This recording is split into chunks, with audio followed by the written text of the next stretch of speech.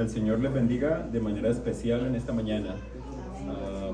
Me siento contento de ver que hay un buen grupo. Pensé que muchos iban a estar fuera hoy en el campamento. Me dan a Romina, bienvenida. Pensé que iba a estar en el campamento hoy con las chicas.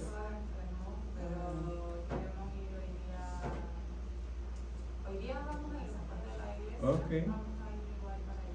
Qué bueno. Qué bueno por estar con nosotros. Me alegra mucho. Cada uno de ustedes siéntanse gozosos de estar en la casa del Señor.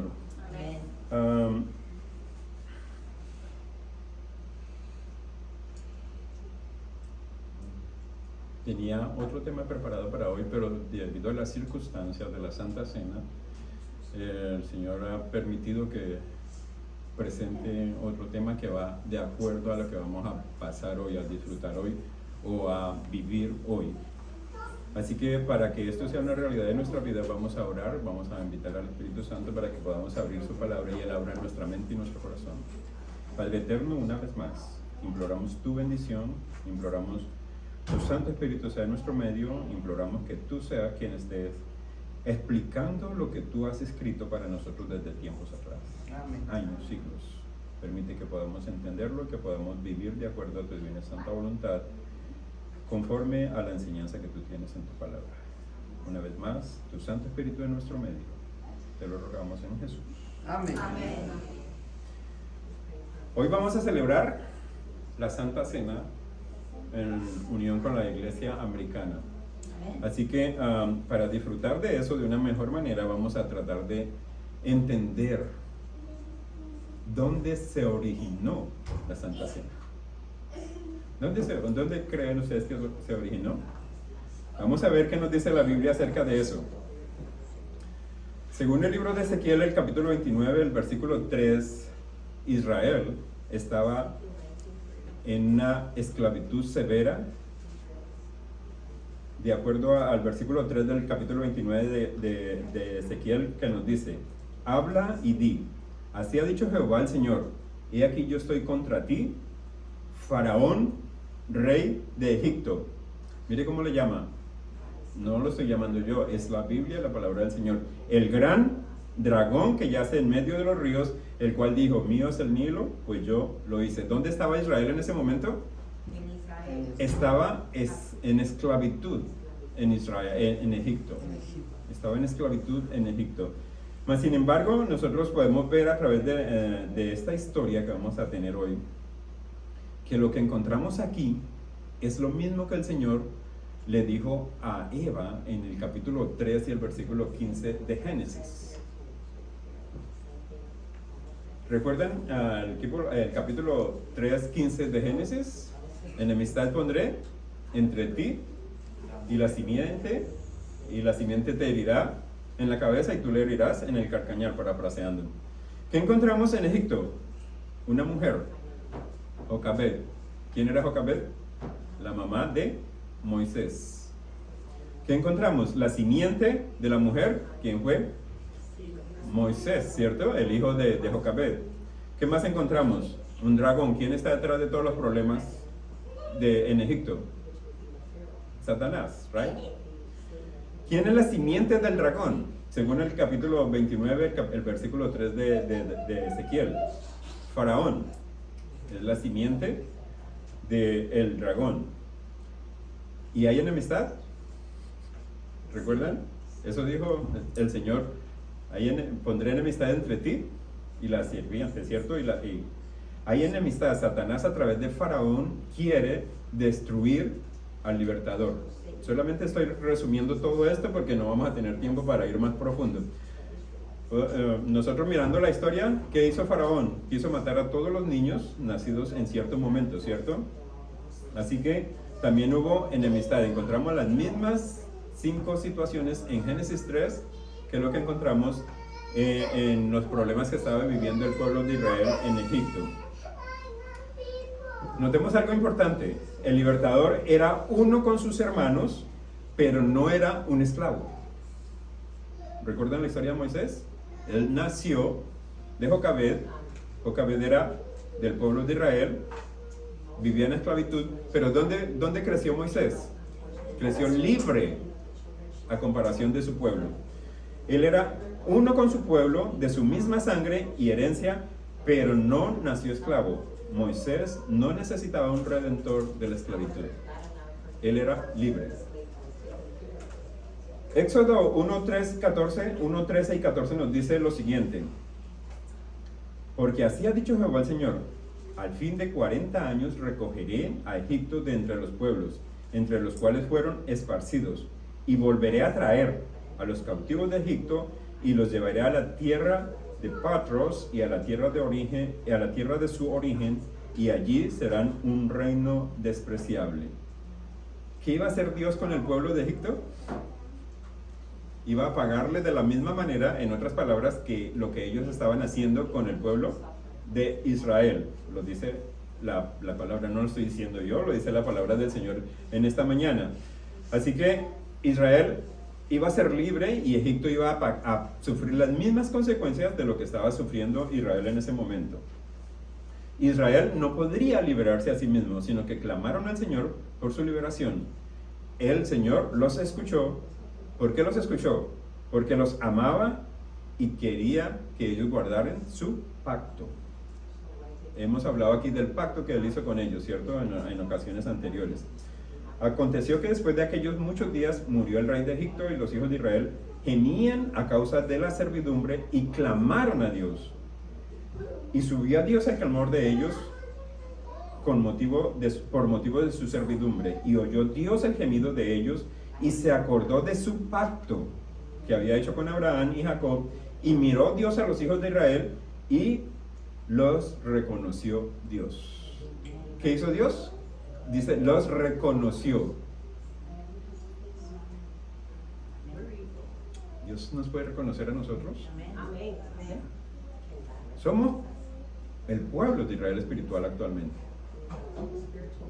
Así que Dios está detrás de cada situación que se presenta. Así como estaba detrás de la situación del pueblo de Israel, está detrás de cada situación que se nos presenta a nosotros. Vamos a ir al libro de Éxodo, el capítulo 12, y allí encontramos la Pascua. El capítulo 12 de Éxodo, pero vamos a leer solamente algunos versículos. Vamos a empezar capítulo 12, 40-41, nos dice lo siguiente: el tiempo que los hijos de Israel habitaron en Egipto fue 430 años. Y pasados los 430 años, en el mismo día, todas las huestes de Jehová salieron de la tierra de Egipto. El Señor había hecho esa promesa, ¿no? Ellos iban a salir en ese momento. Pero vamos a regresar un momentito al versículo 3. El versículo 3 nos habla de algo muy interesante. Y vamos a ver de qué nos habla el versículo 3 del capítulo 12. Hablad a toda la congregación de Israel diciendo: en el día 10 de este mes, tómese cada uno un cordero según sus familias, y los padres un cordero por familia. ¿Qué era lo que ellos iban a hacer? Iban a escoger un cordero por familia. Sin embargo, quiero ir un momentito al capítulo 4, que no lo tengo aquí en esta presentación, pero lo tengo aquí en la Biblia. Al capítulo 4 de Éxodo, el versículo 22. Mire lo que sucedió antes de todo esto que está pasando aquí. El Señor hace una promesa. El Señor hace una promesa a través de Moisés y le dice lo siguiente a Faraón: y dirás a Faraón: Jehová ha dicho así: Israel es mi hijo, mi primogénito. Cuando él habla de primogenitura en la Biblia, no habla de que sea el primero, sino de preeminencia. Era preeminente, era mejor delante de los ojos de Dios que cualquier otro de los pueblos que habían en ese momento. No era porque fuese el primer pueblo, la primera nación que había. El primogénito del Señor, él dice, es Israel. Él era su primogénito. Ahora, versículo 23 del mismo capítulo, mire lo que dice el Señor. ¿Qué nos dice? Ya te he dicho que dejes ir a mi hijo. Él le llama primogénito en el versículo 22. ¿Qué más sigue diciendo? Para que me sirva, mas no has querido dejarlo ir. He aquí yo voy, ¿qué termina diciendo el versículo? Yo voy a matar a tu hijo. Tu primogénito. Y si nosotros seguimos leyendo el capítulo y nosotros vamos al capítulo 12, en el cual estamos en este momento, vamos a encontrar que dice que es el primogénito que se sentaba en el trono, que se iba a sentar en el trono del faraón. Lo interesante es que el Señor, antes de que todo esto acontezca, Él le había dicho a Faraón que eso iba a suceder. Mas, sin embargo, Faraón no quiso prestar atención. Por eso es interesante que tengamos la historia fresca en nuestras mentes. Por eso el Señor le dice a Moisés, escojan un cordero, lo escoge tal día, el día 10 de este mes, que nosotros seguimos mirando la historia, va a ser, el Señor dice, va a ser el primer mes del año para ustedes.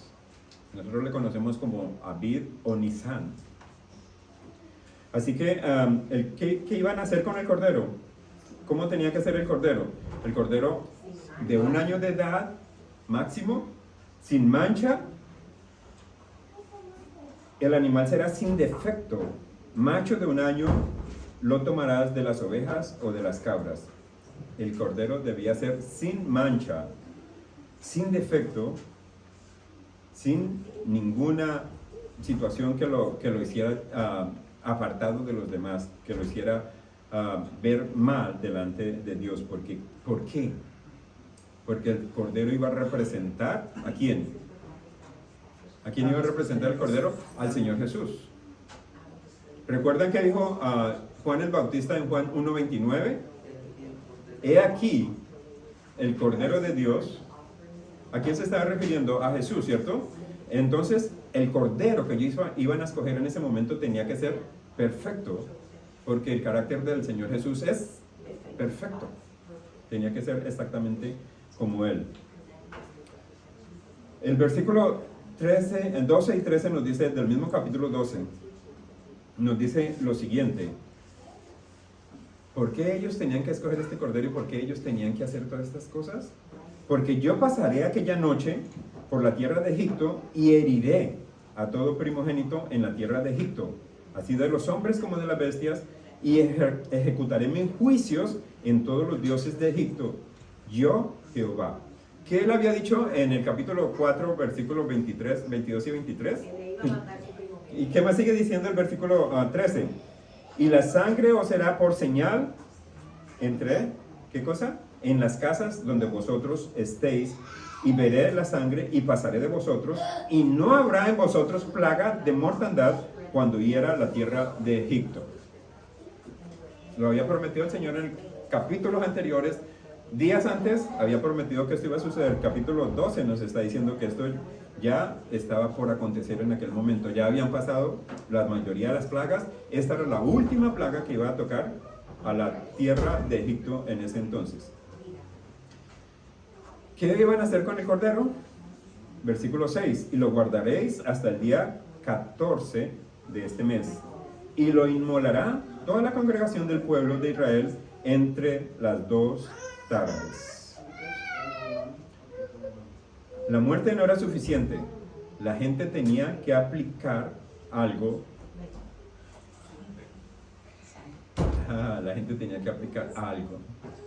¿En dónde? En la puerta, ¿cierto? La gente tenía que aplicar la sangre en cada lugar para que el ángel del cual está hablando Éxodo, el ángel de Jehová, pasara y no hiciera ningún estrago en la casa de los israelitas. Y tomarán de la sangre y la pondrán en los 2 postes y en el dintel de las casas en que lo han de comer. Iban a sacrificar el cordero, lo iban a dividir en partes de acuerdo a las familias, pero la sangre no se iba a perder, iba a ser una marca, en otras palabras, para que el Señor tuviera presente esas casas. ¿Se ha derramado sangre por nosotros? Amén. Tenemos esa marca.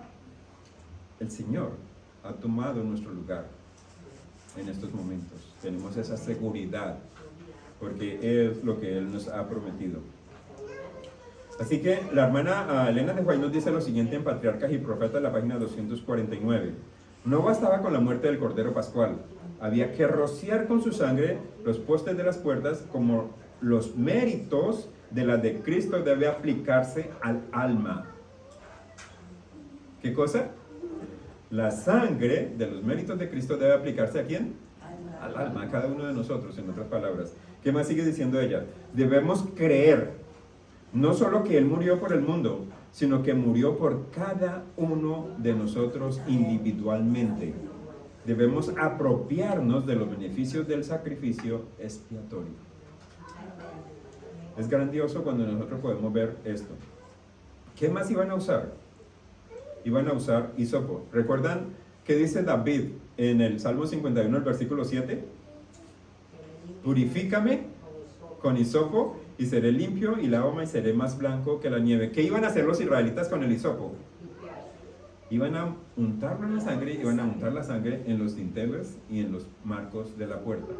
Así que el Señor nos está diciendo a nosotros que Él nos puede purificar también de esa manera a nosotros. Patriarca y Profetas, la página 249 nos dice: el hisopo usado para rociar la sangre era un símbolo de la purificación. Se usaba para la limpieza del leproso, de quienes estaban inmundos por su contacto con los muertos, y se ve su significado también en la oración del salmista. Purifícame con hisopo y seré limpio, lávame y seré más blanco que la nieve. ¿Quién es el único que nos puede hacer más blanco que la nieve? La sangre de nuestro Señor Jesucristo. ¿Dónde estaba representada? En el cordero que iban a inmolar los israelitas en aquella noche. Si nosotros seguimos mirando la historia, ¿cómo debían de comer el cordero? Si nosotros seguimos mirando los versículos, dice que debían de comerlo con hierbas amargas. ¿Qué más? Tenían muchas cosas que hacer. La pregunta es, para que nosotros nos vayamos concentrando un poquitito más, ¿qué nos quiere decir esto a nosotros hoy en día? ¿Cuál es el significado para nosotros? ¿Cuánto tiempo ellos lo debieran de hacer? Si nosotros seguimos mirando la historia, el Señor les dice: por determinado tiempo lo harás. Cuando lo recuerdes, cuando hayan salido de acá, cuando estén en la tierra que yo les voy a dar, la tierra que produce leche y miel, allá van, de pronto sus hijos le van a recordar, les van a preguntar: ¿por qué están haciendo estas fiestas? ¿Esta fiesta de cuántos días? De 7 días. ¿Por qué? Entonces ellos les van a tener que dar una respuesta a ustedes.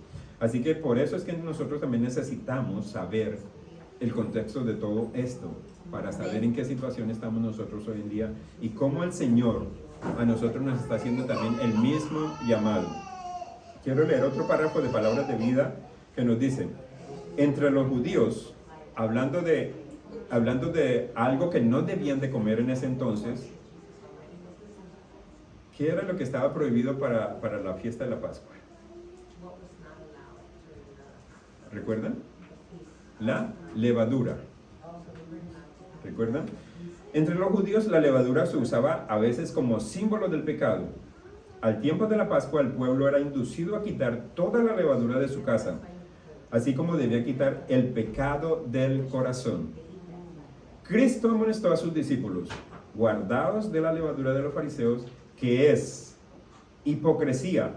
Y el apóstol Pablo habla de la levadura de la malicia y la maldad. ¿Para quién está hablando? ¿Para quiénes están hablando ellos? ¿Para quién está inspirada la hermana White escribiendo esto? ¿Para los del pasado? No, nos está diciendo a nosotros que debemos de guardarnos ¿de qué? De la levadura de los fariseos, que es la hipocresía. ¿Existe hipocresía en nuestro medio? ¿Existe malicia? ¿Existe maldad en nuestro medio? Debemos de guardarnos de todas estas cosas. Debemos aprender todo esto para poder compartirlo, para poder disfrutarlo muy pronto en la presencia de nuestro Señor.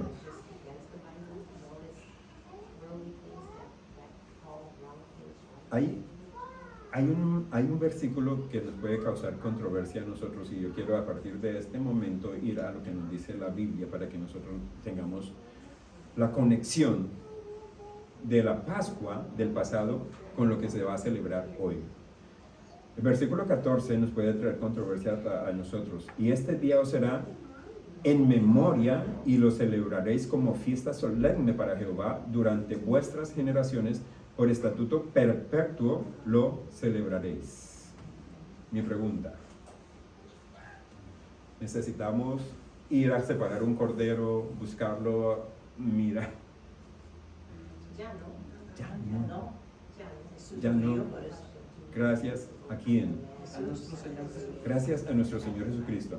Ahora, ¿cómo vamos a conectar eso con lo que estamos nosotros disfrutando o con lo que vamos a disfrutar hoy, si lo vamos a disfrutar, o la enseñanza, la conexión que hay?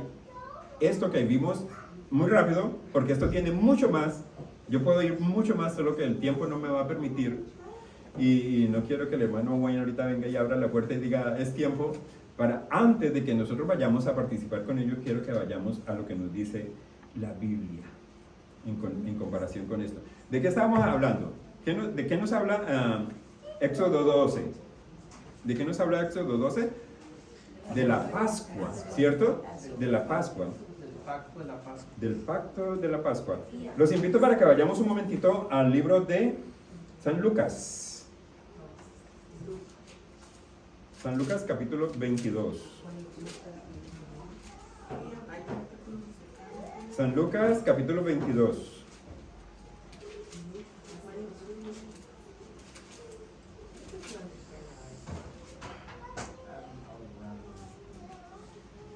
Vamos a empezar el versículo 7. Vamos a mirar solo algunos versículos porque quiero leer otros para que entendamos cómo va de menos a más. Versículo 7 que nos dice: llegó el día de ¿qué cosa?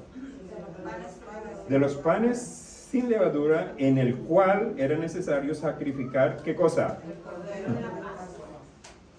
¿De qué están hablando en el Nuevo Testamento? Están hablando de la Pascua, ¿cierto? Que vimos en el Antiguo Testamento en Éxodo. Que iban a celebrar el día de la Pascua. Y Jesús envió, sigue diciendo, a Pedro y a Juan diciendo: id, preparadnos la Pascua para que la comamos. Hay una palabra que quiero que tengamos en cuenta, que la vamos a encontrar en este versículo y en otros más versículos, que vamos a ver si tenemos tiempo de mirarlos todos. ¿Y de qué? Preparad. ¿Qué significa esa palabra para nosotros? Preparad. Estar a cuentas con Dios, sí, pero vayamos a las cosas materiales. Arreglar, mirar, hacer una preparación, hacer algo que necesito hacer, ¿cierto? Preparar. Entonces van a preparar, vamos a preparar este cuarto porque lo necesitamos para que esté más lleno dentro de 8 días, ¿cierto? Entonces vamos a preparar, vamos a hacer algunos cambios, vamos a hacer algunas cosas. El Señor Jesús le dice lo mismo a los discípulos: ir a preparar, ir a hacer lo que los israelitas hacían en el pasado, ¿cierto? Ir a preparar para que nosotros podamos disfrutar la Pascua. Pero más interesante es lo que nos dice el versículo 22.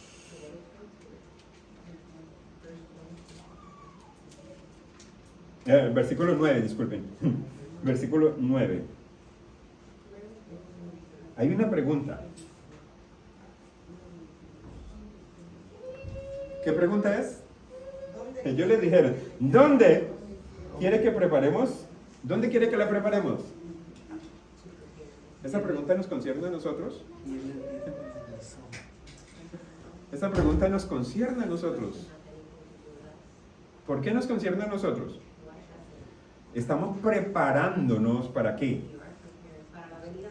Si nosotros miramos el capítulo 22 de Lucas, el capítulo 14 de Marcos y el capítulo 26 de San Juan, allí encontramos todo lo de la cena, la Santa Cena, que es la que viene a reemplazar o a tomar el lugar de la Pascua. ¿Dónde se originó la Santa Cena? En la Pascua. Y si nosotros miramos aquí en el capítulo 22 de Lucas, que el Señor le dice: vayan a preparar lo que vamos a hacer para la Pascua,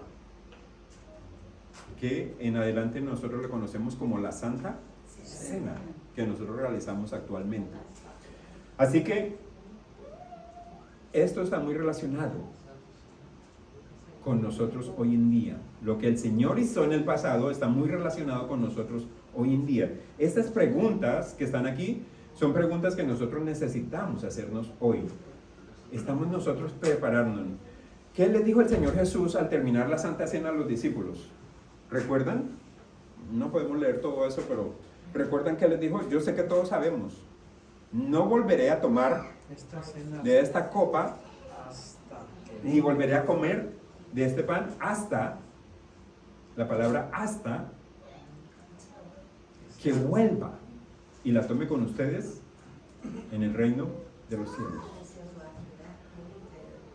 ¿Dónde necesitamos prepararnos? Necesitamos prepararnos aquí hoy en día. Amén. ¿Queremos participar de la Santa Cena con el Señor, de la Pascua con el Señor? Amén. Así Yo quiero sea. participar. Yo quiero disfrutar. Yo quiero que cuando yo mire la palabra, Él me diga, ok, vaya y prepare. ¿Qué es lo que tengo que preparar? Corazón. Tengo que preparar mi vida, mi corazón, para poder estar en paz con Él, ¿cierto? Para poder vivir con Él. Para que cuando Él venga, yo no sea de los que huyan, como dice Apocalipsis 6, y me quiera esconder, sino como dice Isaías 25. Y aquí, este es nuestro Dios. Lo hemos escrito. Eso es lo que nosotros debemos hacer hoy en día, prepararnos. ¿Qué le dijo el Señor Jesús a los discípulos? Id y preparad. ¿Qué nos está diciendo a nosotros? Preparémonos. ¿Para qué? Para que nosotros también podamos disfrutar de la Pascua o de la cena con el Señor. Es grandioso cuando nosotros tenemos la visión de Elena de White donde dice, y vi una mesa como de 5 metros.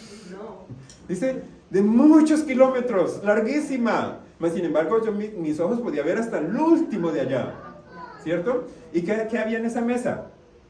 Se estaba preparando la cena de Pascua de la boda de la iglesia con el Cordero. Así que nosotros necesitamos prepararnos hoy para poder participar con el Señor de esa Pascua. Amén. Nosotros necesitamos mirar qué tiene Él hoy, qué nos está diciendo hoy, qué nos está pidiendo hoy para que podamos disfrutar con Él. Él lo dijo muy sencillamente, no voy a disfrutar de esto nunca más hasta que no la disfrute con ustedes otra vez. Mi pregunta para finalizar en esta mañana, porque ya nos están invitando a la iglesia. Madre, tenía muchos otros versículos más para que los miráramos, pero en todos los versículos que estábamos mirando, Marcos 14, San Mateo 26, nos está diciendo lo mismo. Preparémonos, id y preparad. Preparémonos hoy. ¿Queremos disfrutar de las cenas del Cordero? El Señor nos está invitando hoy a nosotros. Si nosotros queremos disfrutar de eso, vamos a estar listos para cuando Él venga y podamos ir y compartir con Él, no solo una cena, sino por la eternidad. Quiera el Señor bendecirnos y ayudarnos para que nos preparemos hoy para poder vivir con Él por los siglos de los siglos. Amén. Padre eterno, gracias por la oportunidad que tú nos das de mirar en tu palabra, por el llamado que tú nos haces para prepararnos hoy para poder compartir contigo, para poder disfrutar de la cena del Cordero en esta mesa de kilómetros y kilómetros como tú nos muestras a través de la inspiración. Permite que podamos sentir ese gozo y esa seguridad de poder vivir contigo por la eternidad. Rogamos tu bendición. La agradecemos, Padre, en el precioso nombre de Cristo Jesús. Amén.